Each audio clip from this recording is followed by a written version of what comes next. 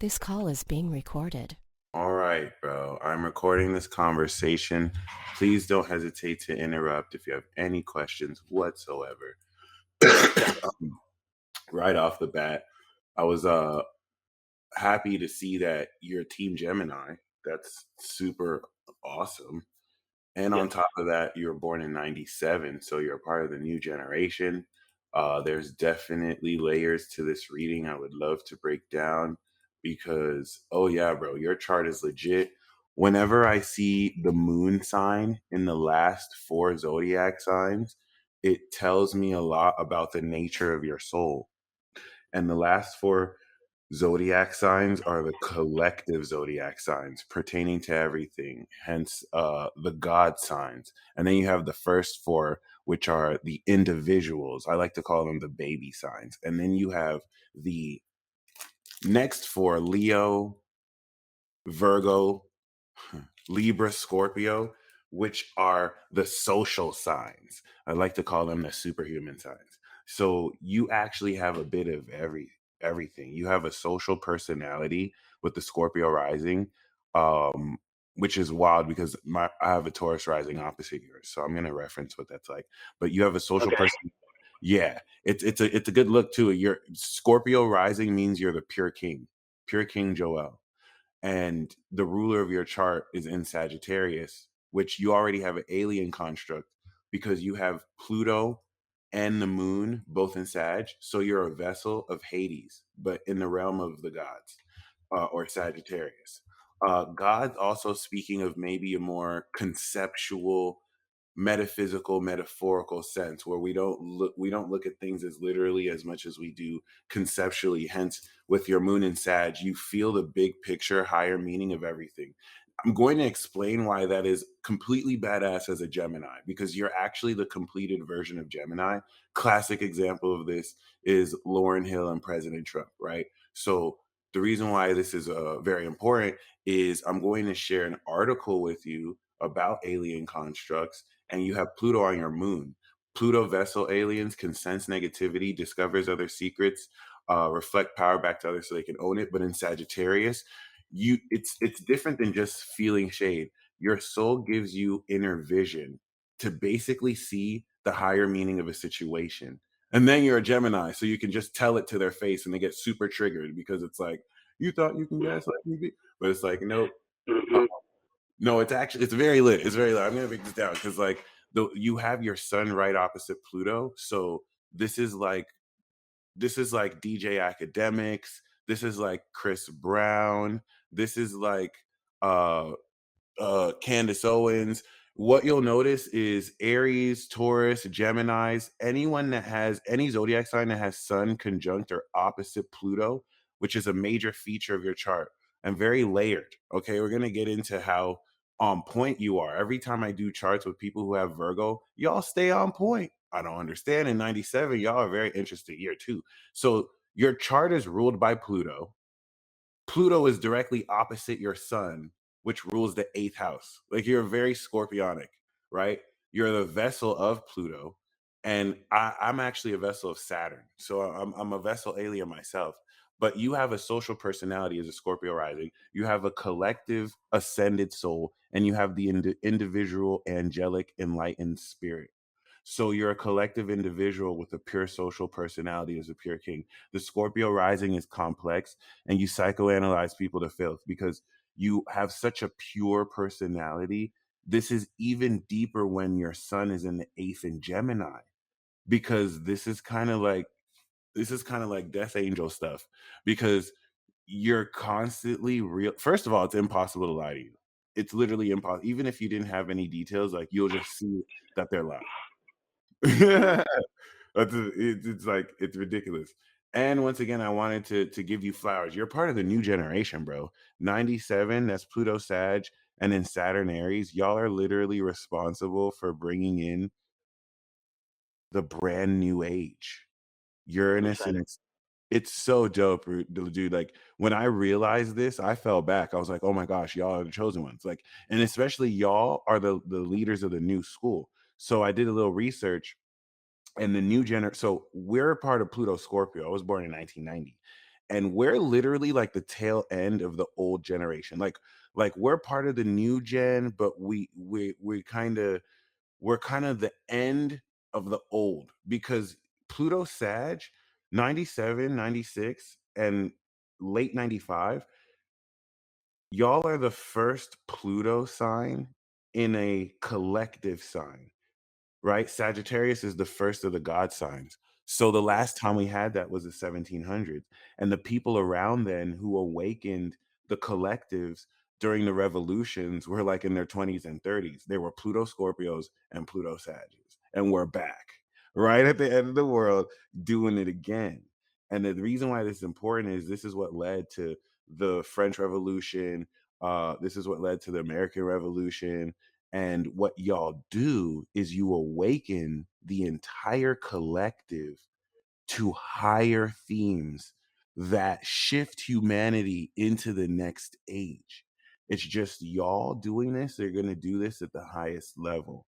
Y'all are awakening supernatural abilities with technology now to where the whole world will see this next level of supernatural powers. Like what we did with Pluto Scorpio was now heighten and strengthen the quality of psychic abilities. But y'all are literally ascending it to the next level. This is exclusive to y'all, which is why and then specifically to that, when Pluto goes into Sag, Saturn restarts its karmic cycle in Aries. So y'all are on the precipice to beginning some completely new, there's nothing new under the sun, but some completely new concepts that you're creating in a new world and sparking after us and Pluto Scorpio literally destroy everything. And y'all create in that new slate. So keep that in mind because 2023 is approaching, and before you come into your Saturn return, this is going to prepare you to contemplate that. What it means to be a leader of the new school. I mean, you literally have Uranus in Aquarius, first of all, and I'm going to make a documentary about this, proving this definitively, even though it should already be common knowledge. But all of I know. y'all, I'm looking forward to that.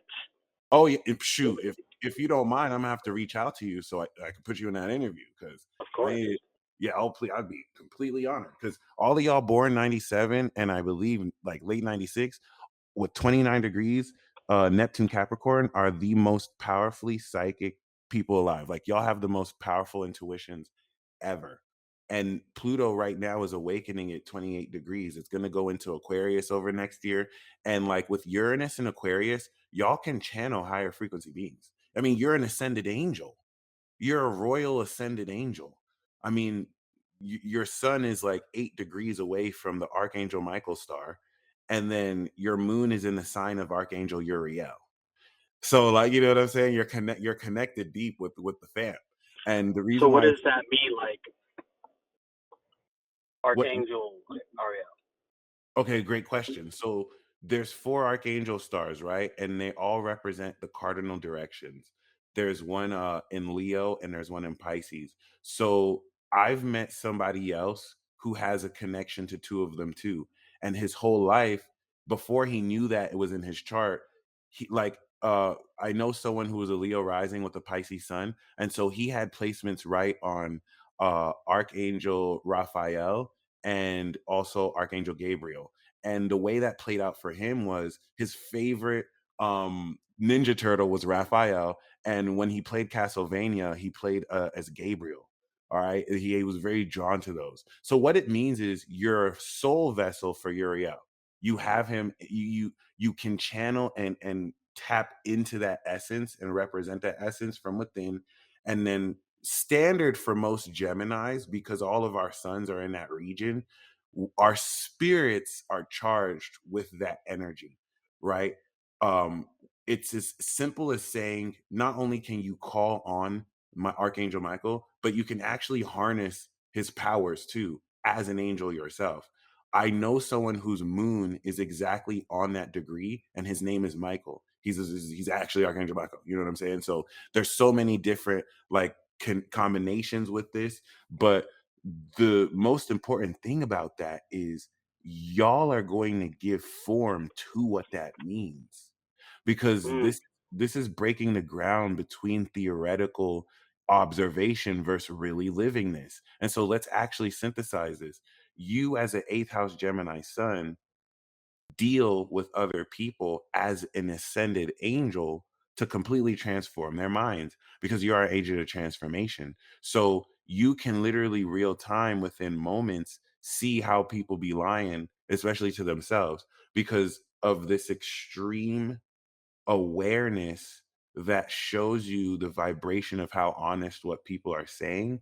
And the eighth house is other people's resources. So, which is very typical for eighth house. I'm willing to bet that people can't help but tell you all sorts of things about themselves that they might keep secret, or you could just pick up on it from the way people say what they say and how their body language kind of reveals things to you they may not have been wanting to reveal. Mm-hmm. It's very fascinating because it's actually a superpower. It's actually a subtle magic that if you've seen Lucifer in that show, whenever he asks somebody, "What do you desire?" they can't lie to him. Like they have to, they'll be fighting it sometimes. Right. And that's actually a common angelic trait. Sagittarius has it, Gemini has it. And so subtly, because you have the spirit of truth, right? With Pluto opposite it, when you ask people certain things, they have to tell you the truth. If they lie, you will literally see they're lying in their eyes. It's crazy. It's freaking crazy. And Pluto's like directly opposite your moon, so your sun. So like there's an extreme intensity at how extremely and laser focused you can communicate, said truth to people real time as you pick it up in the air. And so now let's talk about the unconscious nature of this, because we have Pluto and Scorpio. Once you step Pluto into collective signs, takes us to a whole nother level. This is why you see a lot of people in your generation blowing up very fast. Some of them are dying really fast though too. Not that that doesn't happen in the lower Pluto signs or the previous ones, but especially with that sextile to Uranus, people who have Pluto opposite their sun, people either extremely hate you or love you. There's no in between. And people already hate Gemini. I mean, or love Gemini. It's already it and Scorpio are already one of the polarizing like signs regardless. So having Pluto opposite this is actually one of the coolest parts about your chart. It actually makes your magic so lethal that if people lie to you or step to you wrong, they can get messed up. Like and that's out of protection and also just the way the energy is. Like Pluto don't play, but it's a double-edged sword as well. And not only that, um, it's going to make very like somebody can say, "Oh, I like popcorn." And people are like, "I like popcorn too." And then you say, "I like popcorn." And someone's like, "What the hell's wrong with you? You don't like peanut butter?" And it's like, "Why are you reacting extremely to what I say?" Like it's not even that big a deal. But you may find that people play contrarian or express negativity much more extremely to you and irrationally. The exception is if they're pure. So if their intentions are pure and they have nothing negative towards you, this isn't going to happen. If anything, the opposite may happen. They may be extremely positive towards you. You have this knack, and see, Pluto's unconscious. It's not anything you can see. It's not like Mars or Venus, where, okay, this is happening because of how you asserted your ego.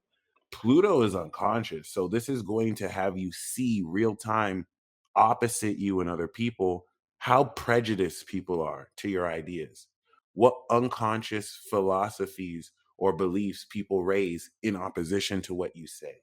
Is that, and then your moon's there so you can feel and understand where they're coming from at best, but also literally feel the negativity that's being projected. Is that accurate for you? Yeah. Yeah, that's a super, but that's ascended. Like that's according to science, you don't even exist. You only exist in like science fiction and fantasy. I've been saying that to a lot of people, but like, yeah, Yeah. it's a common theme. So that's already awesome. And I wanted to kind of highlight that because it's an attainment for you to have a soul at that level of ascension. I will whenever I see anyone with their sun or moon in the last 4 signs, I always, like, give you your flowers because that's it's once you it's a very important aspect of your soul. Your moon is in the 2nd house, so you manifest this soul ascended clarity. What you're manifesting is an ascended state of not consciousness, but soul reception. So this is how but you reflect that awareness and communicate that to other people because the 2nd house is what you have. So you actually have value in your soul, but your heart, you give of your heart and the poetic ways you can communicate and your spirit to communicate what you have and deal with others and communicate what you see within.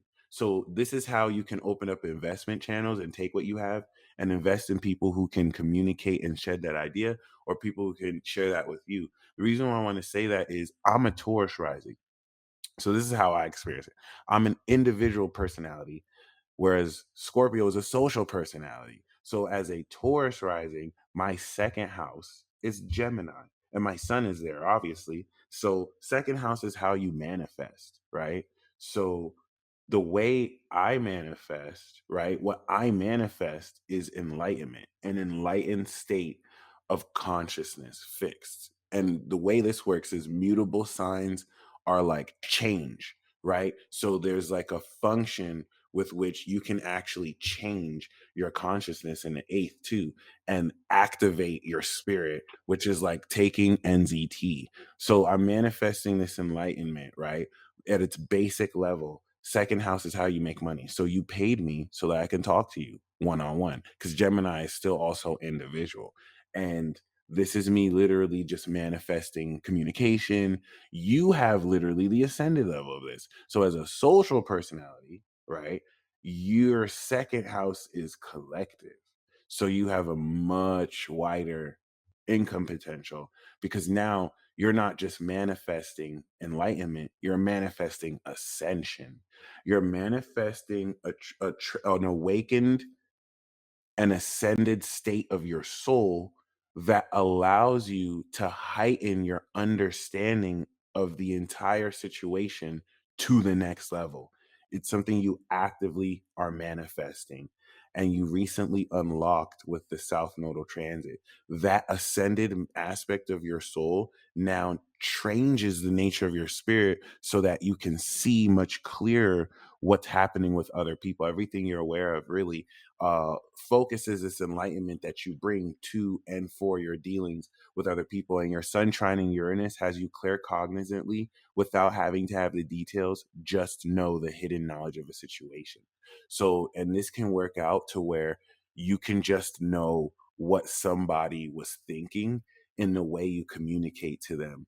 And now they're going to just be like, right. And you may not always All be right. aware you may or may not always be aware of that. So I wanted to say it like that because here's a classic example. I met a Sagittarius who was a Scorpio rising, and whereas I can write down on paper a dollar amount and it'll manifest. Simple magic. I wrote it down, Gemini. She lit a candle and she got a $90,000 contract. It's literally the next level.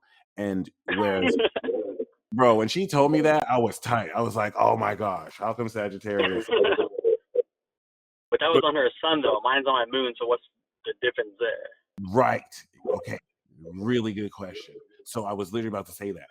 And bro, I have chill. That was it. Remember how I just said like you kind of have this like advanced telepathy with the Uranus trine? You just did it.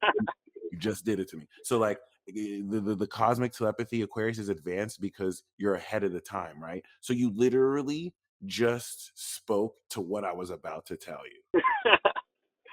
It's lit. So listen, I love it. I love it. I love it too because you're showing me magic. That's your signature. The Sag Moon is the ascension of enlightenment, right? You're showing people the truth. And Mars is in So Virgo. this is You got receipts too. I do this every day. So should I make it known. Like I feel like I should probably bring it maybe to other people's attention, but wonder Oh, how they dude, would react. let me tell you, I have chills. You have the North Node in Taurus. This is actually the time where you're bringing yourself to other people. You're transforming and manifesting value with other people because now you're using your and unlocking your royal personality as a resource to give your wisdom to, in your own way, show that to people. And this is everything that's manifesting partnerships. And Jupiter is coming out your fifth house because you're getting ready to integrate the cycle you started 2018 into your lifestyle where you can return your karma and serve people in this fashion because your MC is in Leo, so you're meant to be a performer who inspires people. You're meant to kind of like, you know, share your That heart. resonates And because oh, go ahead. with my YouTube channel that I'm doing, but I'm taking a break right now. I basically was a gamer, and Right. yeah, I mean, I was always like giving like inspirational speeches or just sharing my mind with the crowd. So that makes sense. That's so awesome that you do YouTube. I'm really glad to yeah, YouTube, I'll always recommend anyone to do YouTube just or any kind of platform. But is with the Leo MC, pursue anything that puts you in the spotlight. I know a lot of Scorpio risings don't mind like it, but you got Gemini and Sag, so I don't think you'll mind. Pursue anything that puts you in the spotlight, bro, because it's not even about attention as much as people who need your message. And Wow. yeah, what's happening is you're going to rearrange how you do what you do. You may Yeah. shift a Good. little away from gaming and implement it more, but once you get that set, which you will over the next couple of years, starting like the end of this week, you're Gucci. And Starting the end of this week, I love it. I want to answer your question though, because it's very important. So the difference between the sun is, whereas I'm manifesting my spirit, and it's kind of like taking NZT, you're manifesting your soul, right? Your soul is an aspect of your own value that you manifest. So I mean, Moon in Sagittarius with Pluto is like a deity soul of some sorts, where you're so you're so subconsciously and extremely locked into the meaning of an experience. The Sagittarius is the higher meaning. So you're manifesting that soul understanding. So instead of being aware of it and seeing it, you're going to feel it. It's going to just be like, to me, it's like turning on a superpower because it trines Saturn in the sixth. So that wild, because the experience is ever changing and Sagittarius is difficult in its wildfire, Saturn stabilizes it so that it can anchor based on how authentic what you're doing is and strengthen the quality and power of how magical, because what you're manifesting is a perception. You're also manifesting magic. So this is I have soul a magic. question. Go ahead.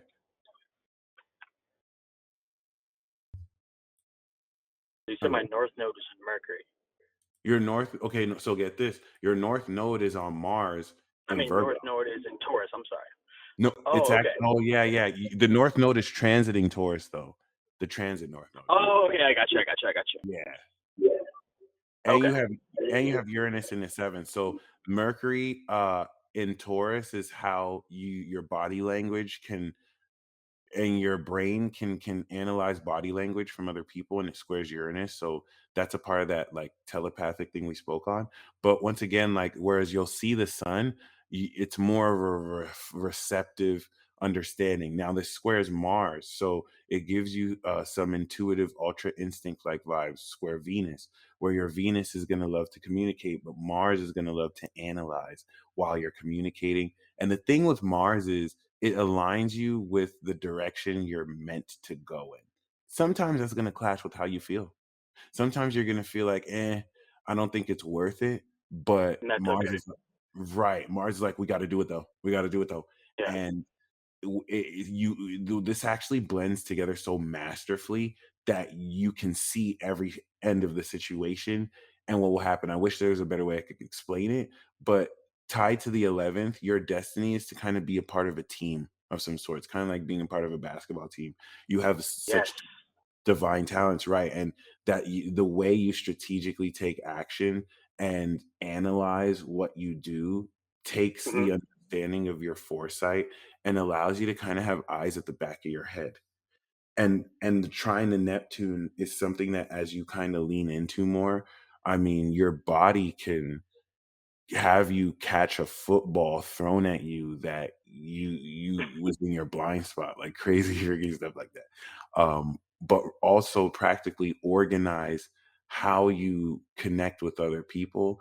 And once again, take strategic action. You do have Yeah. Chiron in the 12th, so this is going to bring. So Jupiter in the fourth is very abundant. You have this cosmic ancestry and family that speaks to the eccentricity, right? When it comes to eccentricity and the concept of weirdness, you're healing how much more comfortable people be themselves with you, because you're healing this because this can have you be misunderstood too.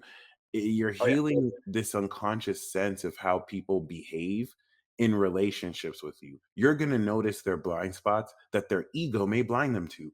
And this is where it's not as simple. I'm saying this a little bit too vaguely, but there's a transcendent power that comes in how indirectly you can heal people, and people won't even know it's because you said certain things in a certain way.